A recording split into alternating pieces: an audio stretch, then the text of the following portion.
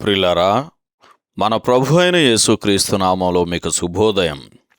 ప్రతిదినం ప్రభుతో అనుదిన ఆత్మీయ ఆహారం. మార్చి 11 బుధవారం. నేటి లేఖన పఠనం 24వ కీర్తన. నేటి ధ్యాన లేఖనం 24వ కీర్తన 3, 4, 5 వచనాలు. యెహోవా పర్వతమునకు ఎక్కదగిన వాడెవడు? ఆయన పరిశుద్ధ స్థలములో నిలువదగిన వాడెవడు? వ్యర్థమైన దానియందు మనసు పెట్టకయు, కపటముగా ప్రమాణము చేయకయు, నిర్దోషమైన చేతులను శుద్ధమైన హృదయమును కలిగియుండు వాడే. వాడు యెహోవా వలన ఆశీర్వాదమునొందును, తన రక్షకుడైన దేవుని వలన నీతిమత్వమునొందును. వ్యాఖ్యానాంశం: దేవుని రాజ్య సంబంధులు. వ్యాఖ్యానాంశం: దేవుని రాజ్య సంబంధులు. వ్యాఖ్యానం: 22వ కీర్తనలో రక్షకుడు కనబడతాడు. అది శిలువ దృశ్యంతో ప్రారంభమయ్యింది. ఇదంతా గతం. 23వ కీర్తన వర్తమానానికి సంబంధించింది. మనమందరము గొర్రెల కాపరి సంరక్షణను అనుభవిస్తున్నాము. 24వ కీర్తన మనకు భవిష్యత్తును ఆవిష్కరిస్తుంది. ఈ కీర్తనలో మహిమగల రాజును ఆరాధిస్తాము.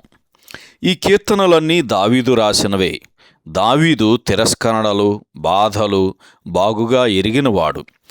అతడు ఇశ్రాయేలీయుల కాపరి అని సమూయేలు 2వ గ్రంథం 5వ అధ్యాయం 2వ వచనంలో చదువుతాం. అంతేకాదు, సియోనులో ఘనత కలిగిన రాజు కూడా. 24వ కీర్తన భూమి మీద యెహోవా అధికారమును ధృవీకరించటంతో ప్రారంభమవుతుంది. ఈ భూమి మీదే ఆయన శిలువ నిలుపబడింది అని 22వ కీర్తనలో మనం చదువుతాం. ఈ లోకము ప్రస్తుతము గాఢాంధకారపు లోయగా ఉన్నది అని 23వ కీర్తనలో మనకు అర్థమవుతుంది. అయితే త్వరలో యెహోవా తన సింహాసనాన్ని ఇక్కడ స్థాపిస్తాడు. లోకమును దాని నివాసులను తాము ఎవరికి చెందినవారో గుర్తించి ఆయన పాలనకు లోబడి ఉండాలి. 18వ కీర్తన 44వ వచనంలో చెప్పబడినట్లు కొందరు నిర్బంధం కారణంగా లోబడినట్లు నటించుదురు. మనమైతే ఈ రోజు నుండి ప్రభు అయిన యేసుకు విధేయతను, ఆయన పట్ల ప్రేమను కనుపరచుదుముగాక. ఒక రాజ్య పౌరులు దానికి చెందినవారుగా ఉండాలంటే ఆ రాజ్య లక్షణాలను కలిగి ఉండాలి అని 3, 4, 5, 6 వచనాల్లో మనం చదువుతాం. ప్రభు అయిన యేసు తన పరిచర్య ప్రారంభం నుండి ఆ లక్షణాలను తెలియజేస్తూ వచ్చాడు అని 4వ వచనాన్ని చదివితే మనకు అర్థమవుతుంది. ఇవే మాటలు మత్తయి సువార్త 5వ అధ్యాయము 8వ వచనంతో పోల్చి చూడండి. ఆయన రాజు, ఇశ్రాయేలీయుల మెస్సియా. అయితే ఆయన ప్రజలే ఆయనను తిరస్కరించారు.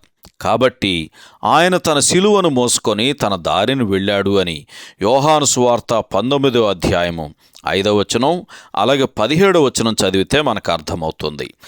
మహిమగల రాజైన మన ప్రభువును గురించి తలపోయుచు ఆయన వలె మనము కూడా ఆశీర్వాదకరమైన ఆ పాలనలో ప్రవేశించుదముగాక. సహోదరుడు జాన్ కోక్లన్. శుభములతో వందనాలు. ఈ సందేశాలకు సంబంధించి కానీ, బైబిల్కు సంబంధించి కానీ మీకేమైనా ప్రశ్నలు ఉంటే ఈ క్రింది నంబరుకు వాట్సాప్ ద్వారా పంపించండి. మీ ఆత్మీయ క్షేమాభివృద్ధి కోసం అనుభవజ్ఞుల ద్వారా జవాబులు అందించబడతాయి.